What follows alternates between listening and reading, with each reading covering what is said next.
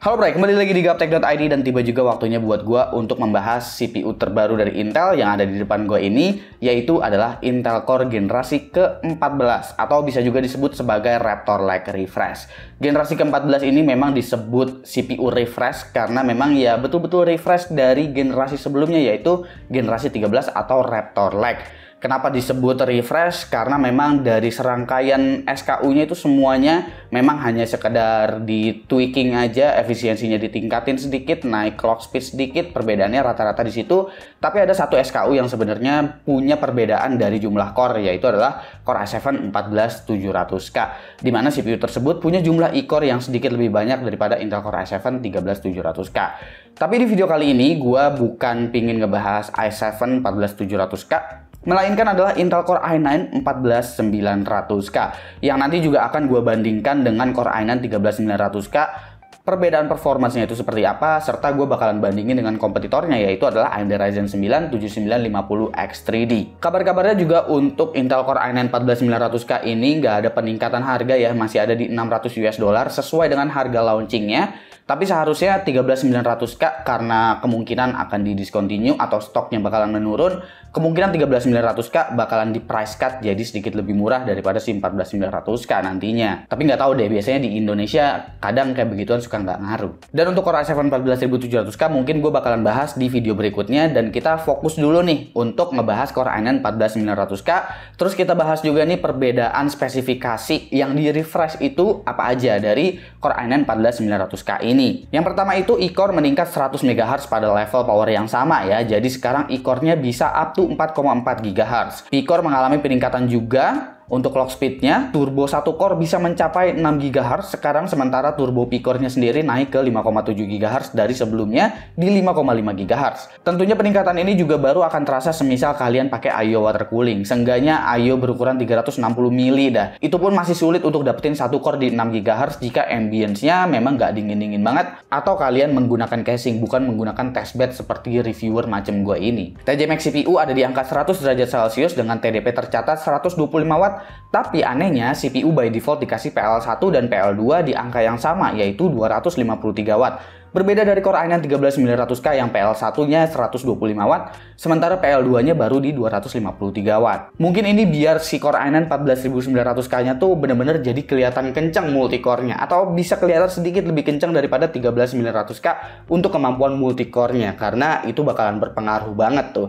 Apalagi kalau kita bicaranya ini adalah arsitektur refresh, sebenarnya kemampuan IPC-nya juga masih mirip banget. Tentunya ada improvement juga di bagian IMC ya. Rata-rata CPU generasi 14 ini diklaim bisa tembus XMP di atas 8000 MHz, tapi dengan bantuan motherboard yang baik juga tentunya. Selebihnya nggak ada config yang beda. Cache-nya masih sama, config core-nya juga masih sama-sama menggunakan 8 P-core dan 16 E-core dengan total 32 thread. Punya dukungan memori DDR4 dan DDR5, pakai soket yang sama pula, yaitu LGA 1700. Bahkan chipset pun masih bisa sebenarnya pakai Mobo sebelumnya, tinggal update BIOS aja. Tapi tentu tiap vendor juga menyediakan motherboard refresh juga untuk mengoptimasi Intel Core generasi ke-14 ini. Gak cuma memberikan support biar CPU-nya bisa dicolokin dan bisa booting doang. Contohnya seperti Gigabyte yang ngeluarin Gigabyte Z790 Aorus Master X.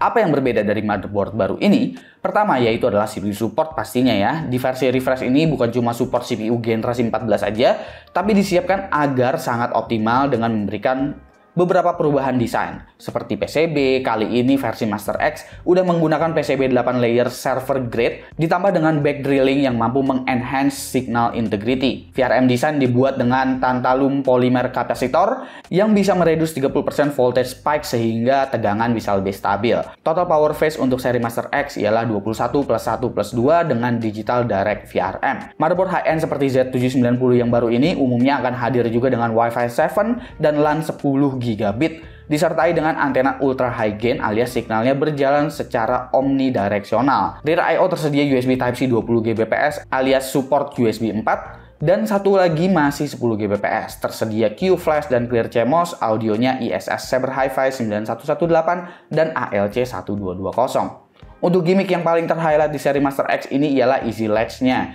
yang kali ini hampir full screwless hingga ke area M.2 heatsink. Aorus memberi nama ini Easy Latch Click. Sementara slot PCIe x16 dan M.2 Quick Release-nya, mereka menyebutnya Easy Latch Plus. Jadi gampang banget tuh untuk ngerilisnya, untuk M.2 juga semuanya nggak ada yang dibaut sama sekali. Jadi pemasangannya benar-benar sangat-sangat dimudahkan di sini. Heatsink M.2 dan VRM juga lebih gemuk dari versi sebelumnya ya. Heatpipe-nya juga di-coating dengan lapisan nanokarbon. Tampilan BIOS Aorus kali ini juga lebih intuitif dan lebih fresh dari sebelumnya. Aorus menyediakan beberapa preset pada Easy Mode, dan pada mode Advance bisa ngeset CPU profile juga untuk tuningnya. Buat ke-tuning Intel Core generasi 14 ini mungkin kita akan oprek di video berikutnya dengan motherboard ini ya. Karena saat ini gue pingin ngebahas performance CPU-nya secara default dulu. Jadi cuma XMP aja yang gue hidupin di sini. Dan kita sekarang masuk aja ke metode pengujiannya. Tentunya untuk testbed gue akan menggunakan motherboard baru ini, yaitu adalah Z790 Aorus Master X. CPU-nya ada Intel Core i9 14900K, dan untuk pembandingnya yaitu adalah Core i9 13900K. RAM G-Skill Trident Z5 Neo 2x16GB DDR5 6000 MHz, cooling Aorus Waterforce X360, power supply GB UD1000 GM1000W, GPU-nya RTX 4080 Aorus Master, dan NVMe PCIe Gen 5 dari Aorus juga sebesar 2TB. Oke, masuk ke pengujian pertama, yaitu adalah Cinebench R23. Di sini kalian bisa lihat bahwa Intel Core i9 14900K memiliki skor yang sedikit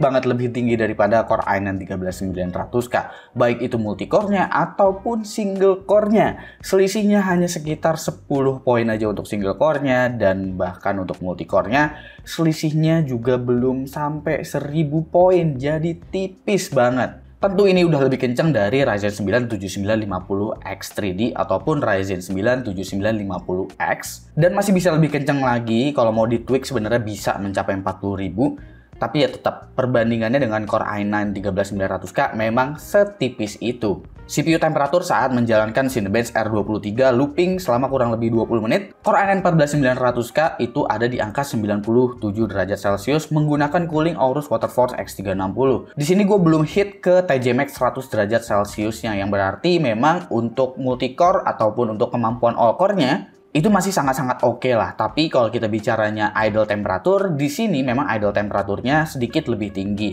yang disebabkan mungkin karena clock speed dari e-core-nya itu memang sedikit lebih tinggi daripada si Intel Core i9 13900K. Tapi ya selisih 3 derajat, kalau ambience-nya berbeda, gua rasa bakalan jalan di TJ Max juga. CPU package power untuk Intel Core i9 14900K, karena gua menggunakan Intel POR alias ini CPU-nya jalan dengan mode default-nya, maka dari itu ya tentu untuk maksimum package power itu ada di angka yang sama, yaitu 253 watt. Dengan peningkatan performance yang sangat tipis, berarti juga efisiensinya benar-benar kelihatan kecil banget improvementnya untuk Intel Core i9 14900K ini.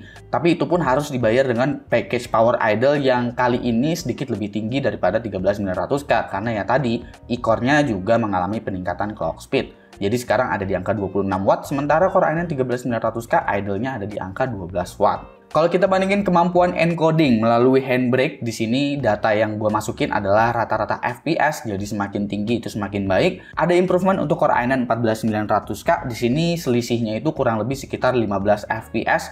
Bukan angka yang mengejutkan memang, tapi lagi-lagi ini adalah sebuah improvement dari CPU yang disebut-sebut memang hanya sekedar refresh semata. Lalu untuk Blender benchmark, justru di sini Core i9 14900K 2 poin lebih rendah daripada Intel Core i9 13900K. Oke, di sini gue masih bisa menganggap bahwa ini adalah run variation, jadi masih bisa disebut ini sangat-sangat berimbang dan nggak ada perbedaan apapun apabila kalian melakukan 3D rendering sebetulnya untuk real world skenario seperti Blender ini. Berbeda jika kita cek lewat Cinebench R23 yang memang 14900K justru sedikit lebih tinggi daripada 13900K. Lalu untuk di Adobe Premiere, selisihnya di sini untuk Core i9 14900K kurang lebih sekitar 2 detik aja dari Core i9 13900K. Angka ini juga tentunya lebih cepat dari Ryzen 9 7950X 3D, tapi bagaimana jika kita ngomongin untuk kemampuan gamingnya, apakah bisa menyaingi 7950X 3D ataupun Core i9 13900K alias generasi sebelumnya? Melalui Valorant di sini, untuk game Valorant, Ryzen 9 7950X 3D masih tetap lebih unggul daripada Intel Core i9 14900K ataupun 13900K. 14900K punya improvement, tapi improvementnya di sini kurang lebih sekitar 60 FPS aja yang berarti improvementnya nggak mencapai angka 10% untuk game seperti Valorant ini. Lalu di Hogwarts Legacy, untuk game Hogwarts Legacy ini kemampuannya lebih baik dari Ryzen 9 7950 X3D. Peningkatannya itu ada di 20 FPS yang berarti ini udah di atas 10% ya, karena Core i9 14900K-nya punya rata-rata FPS di 172. Tapi untuk 1% minimum FPS-nya masih mendapatkan angka yang sama.